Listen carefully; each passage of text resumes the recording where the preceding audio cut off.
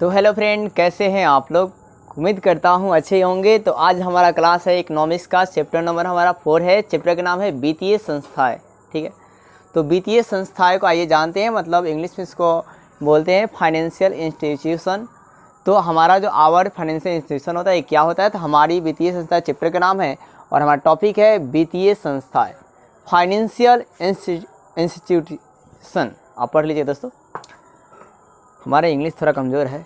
अब देखिए, वित्तीय संस्थाएं किसे कहते हैं दोस्तों। वे संस्थाएं जो आर्थिक विकास के लिए और व्यवसाय के लिए धन राशि पूर्ति करती है, तो उसे वित्तीय संस्थाएं कहा जाता है। क्या सुना आपने कि वे संस्थाएं जो क्या करते हैं कि आर्थिक विकास के लिए या आपको क्या आप बोल सकते हैं व्यवसाय के लिए जो धन राशि प्राप्त करवाती है, उसे ही क्या कहा जाता है, तो वित्तीय संस्थाएं कहा जाता है। ठीक है, आपने क्या सुना कि वे संस्थाएं जो आर्थिक विकास के लिए और व्यवसाय के लिए धनराशि प्राप्त करवाती है, तो उसी को वित्तीय संस्थाएं कहा जाता है। अभी जो वित्तीय संस्थाएं होती है वो दो तरह की होती है। कितने तरह की होती है? दो तरह की। वित्तीय संस्थाएं कितने तरह की होती है? दो तरह की होती है। अब कौन कौन होती है? तो एक राज्य में होती है और एक आपके देश में होती है।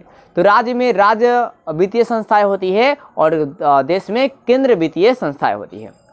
अब राज्य में आपको मतलब बहुत सारे बैंकें मिल जाएंगी, ठीक है, और केंद्र में जो काम होता है वो आपका आरबीआई की तरह किया जाता है। कितना तक किया जाता है? केंद्र में आरबीआई की तरह किया जाता है। आरबीआई मतलब रिजर्व बैंक ऑफ इंडिया की तरह किया जाता है केंद्र में। ठीक है, अब है क्या दोस्तों, आपसे एक भी एमसीक्यू में आता है कि 1 रुपया का नोट कौन छापता है, तो केंद्र बैंक छापती है। ठीक है, मतलब केंद्र बैंक की तरह मतलब ये कहता है केंद्र सरकार के द्वारा छापा जाता है। ठीक है, और आपका जो पैसा होता है 10 रुपये 20 रुपये 50 रुपये, ये कौन छापता है? तो आरबीआई छापता है। कौन छापता है? आरबीआई छापता है। अब आगे देखिए दोस्तों, हमारा टॉपिक है सरकारी वित्तीय संस्थाएं, मतलब गवर्नमेंट फाइनेंशियल इंस्टीट्यूशन। तो गवर्नमेंट फाइनेंशियल इंस्टीट्यूशन जो है इसमें क्या है, तो दोस्तों डिफिनीशन को आप पहले देखिए। ऊपर वाला मैंने क्या बताया, वे संस्थाएं जो व्यवसाय के लिए या आर्थिक विकास के लिए जो ऋण प्रदान करती है, जो धनराशि देती है, उसे हम क्या बोलते हैं? वित्तीय संस्थाएं कहते हैं। दो प्रकार की होती है, एक केंद्र में होती है और एक राज्य में होती है। केंद्र में आपका आरबीआई है। अब है दोस्तों कि सरकारी वित्तीय संस्थाएं किसे कहा जाएगा, तो वे वित्तीय संस्थाएं, आपने वित्तीय संस्था तो जान लिया। अब वे वित्तीय संस्थाएं जो सरकार द्वारा स्थापित की जाती है, वे वित्तीय संस्थाएं जिसे सरकार के द्वारा स्थापित किया जाता है, उसे सरकारी वित्तीय संस्थाएं कहा जाता है। मतलब बहुत आसान है बात है, नाम पे आंसर को याद कर लेंगे हम लोग कि वे वित्तीय संस्थाएं जिसे सरकार द्वारा स्थापित किया जाता है, उसे सरकारी वित्तीय संस्थाएं कहा जाता है। जैसे आप लिख भी सकते हैं दोस्तों कि वे वित्तीय संस्थाएं, सुनाई दे रहा आपको, वे वित्तीय संस्थाएं जिसे सरकार के द्वारा स्थापित किया जाता है, उसे सरकारी वित्तीय संस्थाएं कहा जाता है। ठीक है, वे वित्तीय संस्थाएं जिसे सरकार के द्वारा स्थापित किया जाता है, उसे सरकारी वित्तीय संस्थाएं कहा जाता है। अब है दोस्तों कि जैसे कुछ इसके उदाहरण नाम लिखते हैं, कुछ प्रमुख वित्तीय संस्थाएं, जैसे है क्या, एसबीआई, सीबीआई, पीएनबी।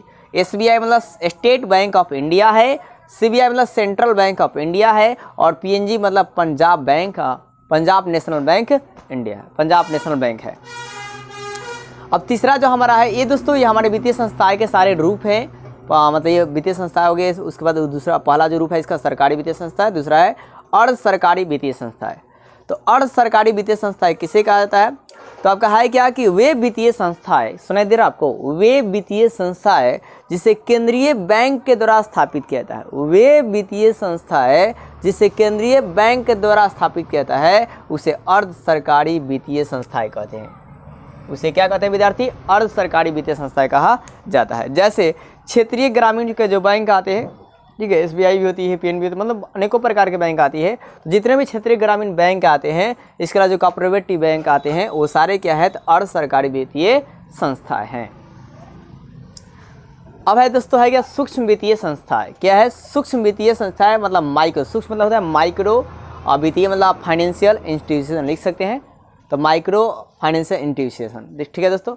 अब है दोस्तों कि यहाँ पे भी वही डिफिनेशन लिखेंगे कि वे वित्तीय संस्थाएं जो गरीब और ज़रूरतमंद लोगों के लिए कम ब्याज पर ऋण की प्रदान करती है या ऋण दिलाती है, तो उसे हम लोग सूक्ष्म वित्तीय संस्थाएं कहते हैं। क्या सुना आपने? वे वित्तीय संस्थाएं जो गरीब और ज़रूरतमंद लोगों को कम ब्याज पर, क्या दोस्तों, कम ब्याज पर ऋण प्रदान करवाती है, तो उसे सूक्ष्म वित्तीय संस्थाएं कहा जाता है। और इस क्षेत्र का जो प्रयास किए थे वो किए थे आपके बांग्लादेश के थे, उनका नाम था PM यूनुस। क्या नाम था? PM यूनुस। मोभी बोला जाता है, प्रोफेसर मोहम्मद भी बोला जाता है, प्रोफेसर मोहम्मद यूनुस। अब इनको क्या दिया गया था? इस क्षेत्र में नोबेल पुरस्कार दिया गया था।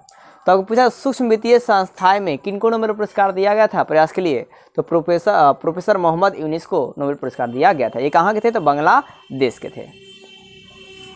तो आइए दोस्तों एक बार रिकॉल करते हैं। मैंने आपको क्या बताया? हमारी वित्तीय संस्था में चैप्टर का नाम 4 था वित्तीय संस्थाएं, बताया फाइनेंशियल इंस्टीट्यूशन। तो जो वे संस्थाएं जो क्या करती है कि आर्थिक विकास के लिए या व्यवसाय के लिए हमें ऋण प्रदान करती है या धनराशि प्रदान करती है, तो उसे हम लोग वित्तीय संस्थाएं कहते हैं। ये वित्तीय संस्थाएं दो तरह की होती है, एक राज्य में होती है और एक केंद्र में होती है। और केंद्र में और कौन होती है? तो RBI होती है, रिजर्व बैंक ऑफ इंडिया होता है। फिर आपका सरकारी वित्तीय संस्था, मैंने बताया कि वे संस्थाएं वे वित्तीय संस्थाएं जिससे सरकार द्वारा स्थापित किया जाएगा उसे सरकारी वित्तीय संस्थाएं कहते हैं, जैसे CBI, SBI और PNB।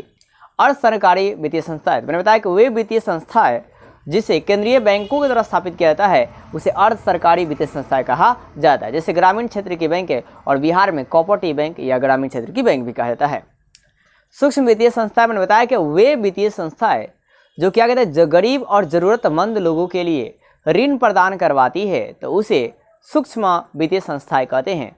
और इसके संदर्भ में मतलब सूक्ष्म वित्तीय संस्थाएं का जो प्रयास है वो बांग्लादेश के एक PM यूनुस नाम के आदमी थे, उन्होंने किया था और इसी प्रयास के लिए उनको नोबेल पुरस्कार भी दिया गया।